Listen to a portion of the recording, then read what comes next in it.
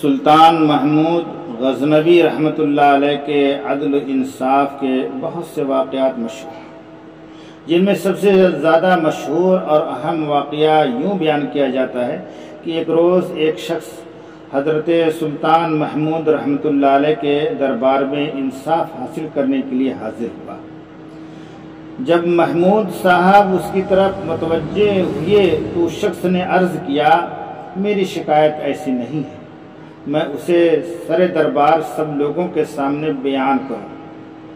محمود فوراً اٹھا اور اسے اکیلے میں لے جا کر اس کا حال پوچھا۔ اس شخص نے کہا، آپ کے بھانجے نے ایک عرصے سے یہ روش اختیار کر رکھی ہے کہ وہ ہر رات کو مسلح ہو کر میرے گھر پر آتا ہے اور اندر داخل ہو کر مجھے کوڑے مار مار کر باہر نکال دیتا ہے، اور پھر خود تمام رات میری بیوی کے ساتھ ہم بستری کرتا ہے۔ میں نے ہر امیر کو اپنا حال سنایا، لیکن کسی کو میرے حالت پر رحم نہ آیا اور کسی کو بھی اتنی جرأت نہ ہوئی کہ وہ آپ سے یہ بات بیان کرتا۔ جب میں ان امراء سے مایوس ہو گیا تو میں نے آپ کے دربار میں آنا شروع کر دیا اور اس موقع کا انتظار میں رہا کہ آپ سے اپنا حال بیان کر سکوں۔ اتفاق سے آپ میری طرف متوجہ ہوئے ہیں تو میں نے آپ سے اپنی داستان بیان کر دی۔ خدا تعالیٰ نے آپ کو ملک کا حاکم اعلیٰ بنایا ہے، اس لیے رعایا اور کمزور بندوں کی نگہداشت آپ کا فرض ہے۔ اگر آپ مجھ پر رحم فرما کر میرے معاملہ میں انصاف کریں گے تو سہ نصیب، ورنہ میں اس معاملے کو خدا کے سپرد کروں گا اور اس کے منصفانہ فیصلے کا انتظار کروں گا۔ سلطان محمود غزنوی رحمۃ اللہ علیہ پر اس واقعہ کا بہت اثر ہوا اور وہ یہ سب کچھ سن کر رونے لگا اور اس شخص سے یوں مخاطب ہوا، اے مظلوم، تو اس سے پہلے میرے پاس کیوں نہ آیا اور اتنے دنوں تک یہ ظلم کیوں برداشت کرتا رہا؟ اس شخص نے جواب میں کہا، بادشاہ سلامت، میں ایک مدت سے کوشش کر رہا تھا کہ کسی طرح آپ کے حضور حاضر ہو سکوں، لیکن دربار کے چوکیداروں اور دربانوں کی روک تھام کی وجہ سے کامیابی حاصل نہ ہو سکی۔ یہ خدا ہی بہتر طور پر جانتا ہے آج میں کس تدبیر اور بہانے سے یہاں تک پہنچا ہوں اور کس طرح ان چوکیداروں کی نظر سے بچ کر آپ کے حضور میں حاضر ہوا ہوں۔ ہم جیسے فقیروں اور غریبوں کی ایسی قسمت کہاں کہ وہ بغیر کسی ہچکچاہٹ کے سلطانی دربار میں چلے آئیں اور بادشاہ سے بالمشافہہ اپنی روداد غم بیان کریں۔ سلطان محمود رحمۃ اللہ علیہ نے جواب دیا، تم یہاں اطمینان ہو کر بیٹھو، لیکن اس ملاقات اور گفتگو کا حال کسی کو نہ بتانا، اور اس بات کا خیال رکھو کہ جب وہ سفاک تمہارے گھر میں آ کر تمہارے بیوی کی آبرو ریزی کرے تو تم فوراً اسی وقت مجھے اطلاع دینا، پھر میں اس وقت تمہارے ساتھ انصاف کروں گا اور اس سفاک کو اس کی بد کرداری کی سزا دوں گا۔ اس شخص نے یہ سن کر کہا، اے بادشاہ، مجھ جیسے نادار شخص کے لیے یہ ناممکن ہے کہ جب چاہوں بلا کسی روک ٹوک کے آپ سے مل سکوں۔ اس پر محمود نے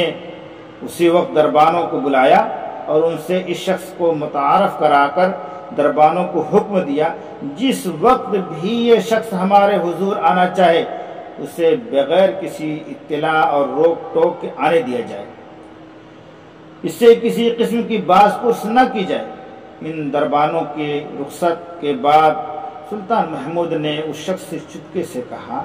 اگرچہ اب میرے حکم کے مطابق یہ لوگ تمہیں یہاں آنے سے روکنے کی جرأت نہ کریں گے، لیکن پھر بھی احتیاطاً تمہیں یہ بتائے دیتا ہوں کہ اگر کبھی اتفاقاً یہ چوکیدار میری عدیم الفرصتی یا آرام کا عذر کر کے تمہیں روکنا چاہیں اور میرے پاس نہ آنے دیں تو تم فلاں جگہ سے چپ کر چلے آنا اور آہستہ آہستہ سے مجھے آواز دینا، میں یہ آواز سنتے ہی تمہارے پاس پہنچ جاؤں گا۔ اس گفتگو کے بعد محمود نے اس شخص کو رخصت کر دیا اور خود اس کی آمد کا انتظار کرنے لگا۔ وہ شخص اپنے گھر واپس آ گیا۔ 2 راتیں تو آرام سے گزری اور کوئی ایسا واقعہ پیش نہ آیا کہ اسے محمود سے ملاقات کی ضرورت پیش آئی۔ تیسری رات کو اس شخص کا رقیب یعنی سلطان محمود کا بھانجا حسب دستور اس کے گھر آیا اور اسے مار کر گھر سے نکال دیا اور خود اس کی بیوی کے ساتھ عیش و عشرت میں مشغول ہو گیا۔ وہ شخص اسی وقت دوڑتا ہوا بادشاہی محل کی طرف آیا اور اس نے دربانوں سے کہا کہ بادشاہ کو اس کی آمد کی اطلاع دے دی جائے۔ دربانوں نے جواب دیا، بادشاہ اس وقت دیوان خانے کے بجائے اپنے حرم سرا میں ہیں، اس لیے اس تک اطلاع پہنچانا ناممکن ہے۔ وہ شخص مایوس ہو کر اس جگہ پر پہنچا جس کے بارے میں سلطان محمود نے اس کو بتا رکھا تھا۔ یہاں سے اس نے آہستہ سے کہا، بادشاہ سلامت، اس وقت آپ کسی کام میں مشغول ہیں؟ سلطان محمود نے جواب دیا، ٹھہرو میں آتا ہوں۔ تھوڑی دیر کے بعد محمود باہر آیا اور اس شخص کے ساتھ اس کے گھر پہنچا۔ وہاں جا کر محمود نے اپنی آنکھوں سے دیکھا کہ اس کا بھانجا اس غریب شخص کی بیوی سے ہم آغوش ہو کر سویا ہوا ہے اور شمع اس کے پلنگ کے سرہانے جل رہی ہے۔ محمود نے اسی وقت شمع کو بجھا دیا اور اپنا خنجر نکال کر اس ظالم کا سر تن سے جدا کر دیا۔ اس مظلوم شخص سے جس کے گھر میں محمود آیا ہوا تھا، محمود نے کہا، اے بندے خدا، ایک گھونٹ پانی اگر تجھے مل سکے تو فوراً لے آ تاکہ میں اپنی پیاس بجھا سکوں۔ اس شخص نے فوراً پیالے میں پانی لا کر سلطان کی خدمت میں پیش کیا۔ محمود نے پانی پیا، اپنی جگہ سے اٹھا اور اس نادار سے یوں مخاطب ہوا، اے شخص، اب تو اطمینان کے ساتھ آرام کر، میں جاتا ہوں۔ اور رخصت ہونے لگا، لیکن اس شخص نے بادشاہ کا دامن پکڑ لیا اور کہا، اے بادشاہ، تجھے اس خدا کی قسم ہے جس نے تجھے اس عظیم الشان مرتبے پر سرفراز کیا، تو مجھے یہ بتا کہ شمع گل کرنے اور اس صفاق کا سر تن سے جدا کرنے کے فوراً بعد پانی مانگنے اور پینے کی وجہ کیا ہے، اور تو نے کس طرح اس قصے کو ختم کیا؟ سلطان نے جواب دیا، اے شخص، میں نے تجھے ظالم سے نجات دلا دی اور اس ظالم کا سر میں اپنے ساتھ لے جا رہا ہوں۔ شمع کو میں نے اس لیے بجھایا تھا کہ کہیں اس کی روشنی میں مجھے اپنے بھانجے کا چہرہ نظر نہ آ جائے اور میں اس پر رحم کھا کر انصاف سے باز نہ رہ سکوں۔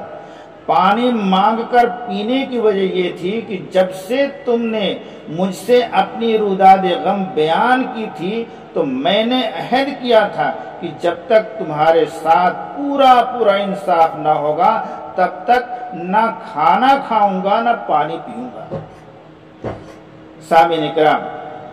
اس قصے سے اندازہ کر سکتے ہیں اگرچہ تاریخ میں بادشاہوں کے عدل و انصاف کے بہت سے قصے ہیں، لیکن ایسا قصہ کسی بادشاہ کے متعلق نہیں ملتا۔